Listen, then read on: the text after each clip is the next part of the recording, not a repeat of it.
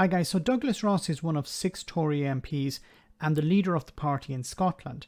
Now, when the Conservatives swept the board back in 2019 in England, his party lost 7 seats north of the border. For this reason, many Tories struggle to side with the likes of Boris Johnson. Off the record, they know that he's bad for them and bad for the Union. This was perfectly demonstrated on Sunday when Douglas Ross was interviewed and asked a very simple question. Yeah, you said he's the right person to lead this country at this very difficult time we're facing. Can you just list his attributes? Well, he is the Prime Minister of the United Kingdom, and the United Kingdom, as many other countries across the world, are facing very difficult times.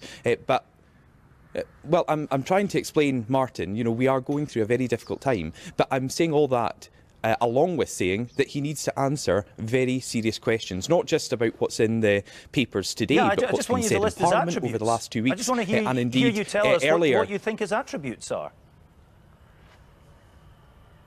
Well, he's the leader of the main party in the United Kingdom Parliament, and he is the Prime Minister who has been elected to lead the country. But that does not mean he or his officials are allowed to do whatever they want without any scrutiny. And that scrutiny will come from all sides, including myself here in Scotland. I'm trying to encourage you to tell us his good qualities, and you don't seem to be able to find any. That's telling in itself, isn't it?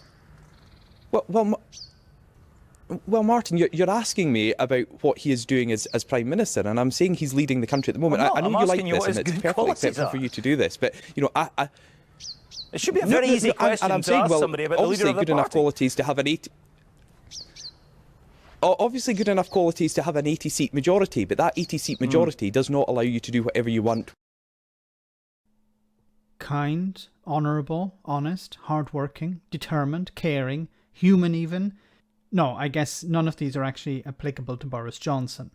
You see, people like Douglas have a big problem.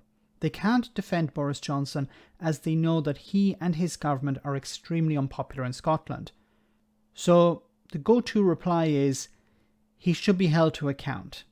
Now, as I said before, during the Tory landslide in England, the Conservatives saw their number of seats halved back in 2019. Brexit and Boris Johnson are not vote winners.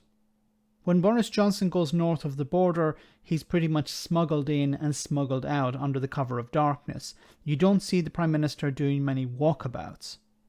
On the contrary, all visits are tightly controlled, normally at some businesses or in some Tory-friendly constituency.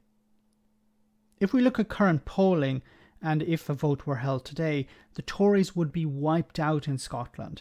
This would be their worst result ever, I think.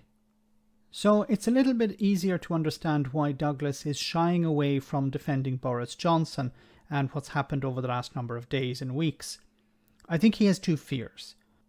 I think when times are bad, the Scottish Tories will try to detach themselves from their brothers and sisters in Westminster, try to appear ironically as independent.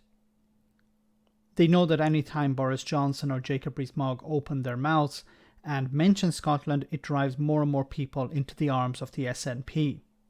I think they also fear that if they're seen defending Boris Johnson, then the media-savvy people in the SNP and the independence movement will take those clips and use them against the Tories in Scotland.